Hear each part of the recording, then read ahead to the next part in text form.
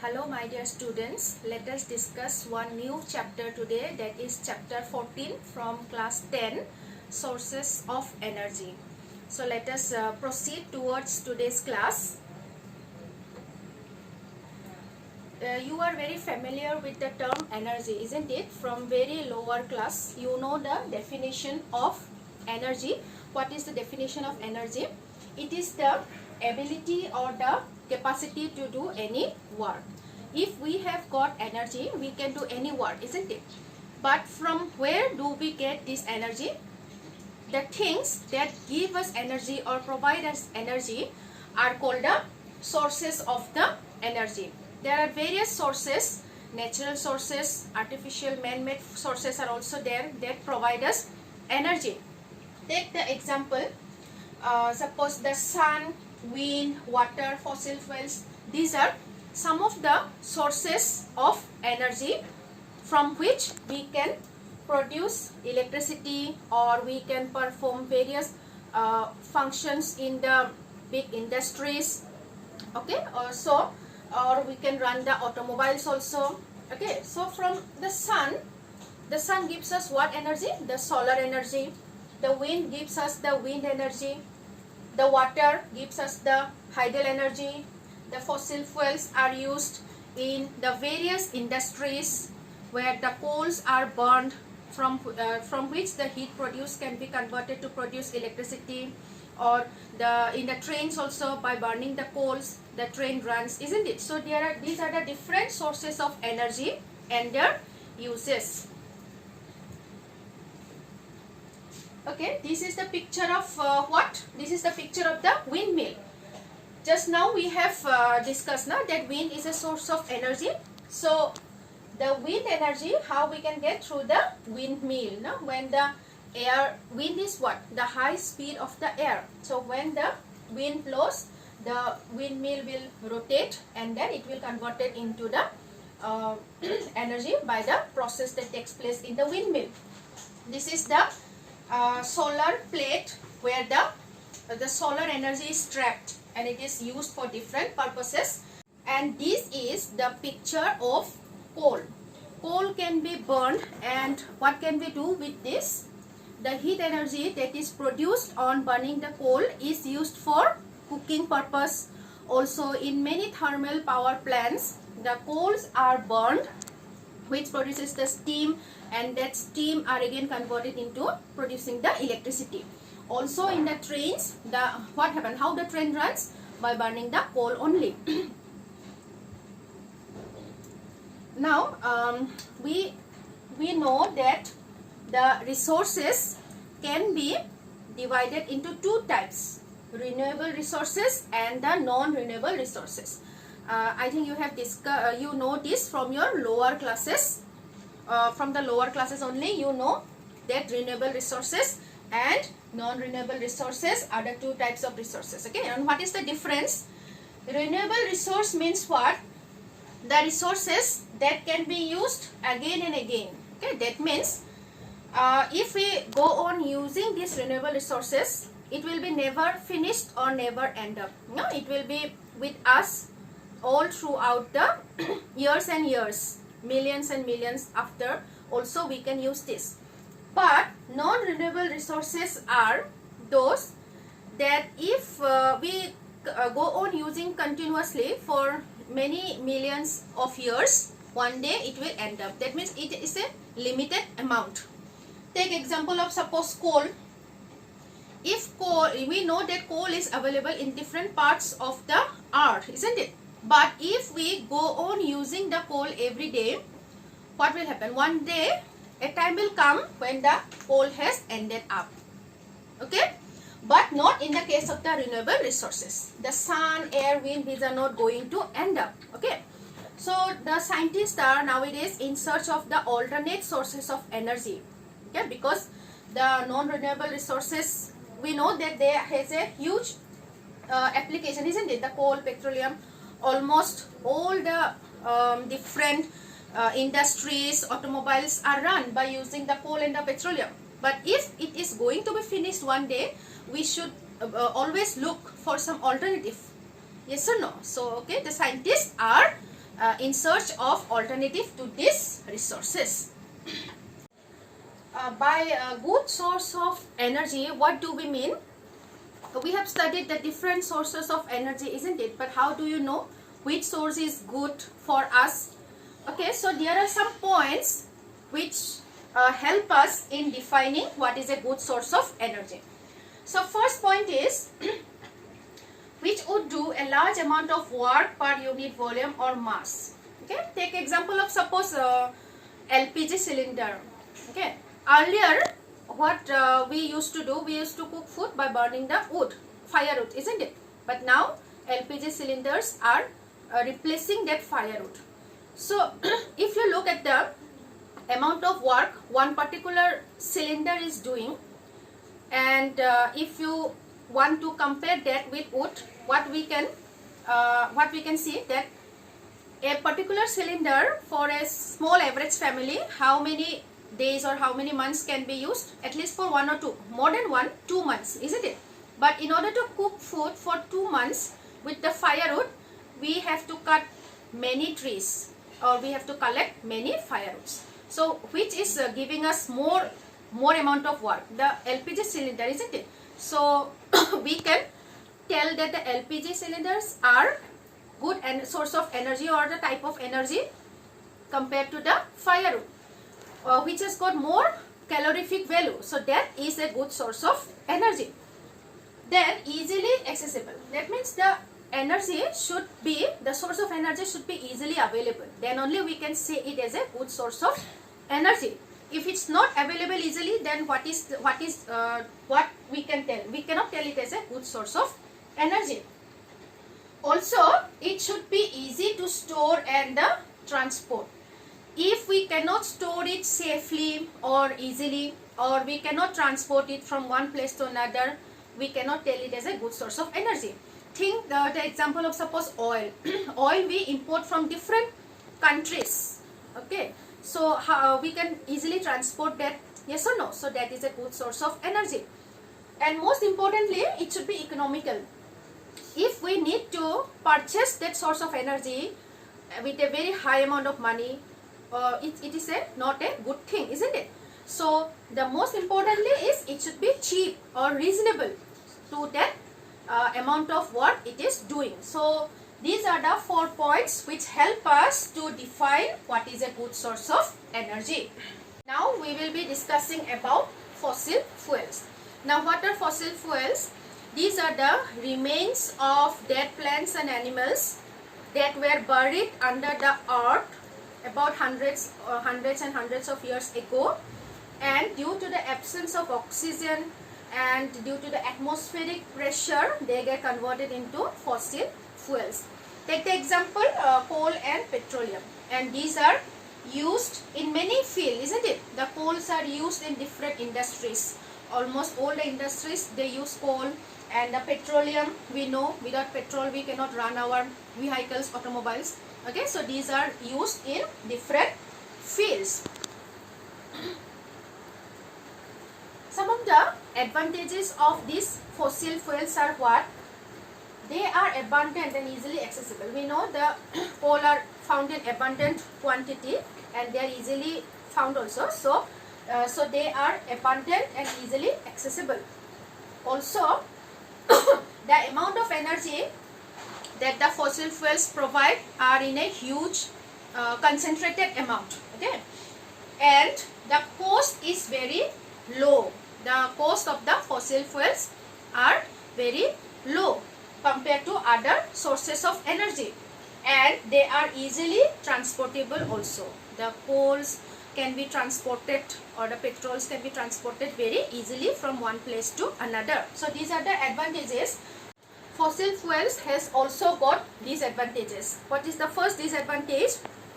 This is a non-renewable resource, and we know that non-renewable resources it has got a limited stock, isn't it? So if we go on using every day the coal and the petroleum, a day might come when these resources might be finished or ended up. So we are always in search of the alternate source of energy so that we can replace these fossil fuels. Also, the smoke that comes out when we burn the coal causes air pollution, because we know there are lots of industries and everywhere they use the coal only.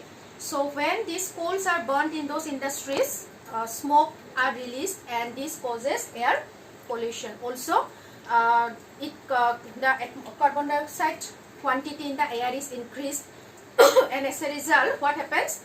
The greenhouse effect can be seen, and this greenhouse effect causes global warming or melting of the ice in the polar regions. So this is a serious problem nowadays. Also, what happens? The oxides that of oxygen, sulfur, nitrogen that are released on burning the fossil fuels, when they mix up with the rain, this leads to the cause of the acid rain also. And acid rain, what it does? It damages the cultivation, the water and the soil resources are damaged due to the acid rain. So these are some of the disadvantages of fossil fuels, and the scientists, as I already said, are nowadays in search of the alternate so that we can replace the fossil fuels with some other sources of energy. Okay. The thermoelectric production, this is the diagram of a thermoelectric production in a very small plant. Okay, the plant that even you can construct in your classroom also.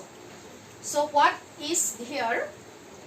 This is a pressure cooker, pressure cooker that we use at home, and here a pipe is attached here, and this is a tennis ball, and on the tennis ball here metal blades are tied up, and this is connected to a dynamo or generator, and that is further connected to a bulb. Now how the electricity is produced by this process that we will discuss now. So what happens when you put heat to the pressure cooker? What happens? The water present here inside the cooker, what happens? It will start boiling and then steam will be produced, and that steam will pass through the pipe, and what happens? The steam produces steam energy. That energy will rotate the metal blade in the tennis ball. This acts as a turbine, and when this turbine will rotate, it will start the generator dynamo. And when the generator will be started, it will produce the electricity, and as a result the bulb will glow. Now if you increase the heat, more steam will come out, more faster the tennis ball or the turbine will rotate, the generator will also run very faster, and the the bulb will glow more. Now comes the thermal power plant. We know that thermal power plant produces the electricity. How? By the same technique only. Just now the experiment that we have discussed, that was a small experiment in the classroom, isn't it? But by using the same technique in the thermal power plant, electricity can be generated. But here the amount is large. Okay, how? The fossil fuels are burned. No? Generally coal are burned, and on the tank water is kept. When the coal are burnt, the heat energy will boil the water, and then the steam that comes out will rotate the turbine. This is the turbine, and when the turbine will rotate, the generator will run, and this will produce the electricity. So fossil fuels are burned in the thermal power plant to generate the electricity. This has got some advantages, like the making the energy from the thermal power plant is a easy process. It's not too much complicated, and we know the fuel cost, that means the coal is cheap. We have already discussed now that fossil fuels are cheap. It's reasonable price. So here the fossil fuel used is the coal, so that is cheap, and also it can be set up anywhere, but it should be near the water or the fuel supply places. Okay? And also it does not require large space. It Okay, in a very small space also it can be constructed. So these are the advantages. Then it has got some disadvantages as well. Like we know that when we burn the fossil fuels, it creates air pollution. Okay, so if we run the thermal power plant also, there is the problem of air pollution. And since we have seen that we need to produce steam from the water in the thermal power plant, and obviously that amount of water cannot be less. So large water source is required for this purpose. And the maintenance cost of this thermal power plant is very high. In order to set up, it is easy, but in order to maintain the plant, it is very the maintenance cost is very high. So these are the disadvantages. And this is the hydropower plant. What is this picture? This is the picture of a dam, isn't it? So what happens in a hydropower project?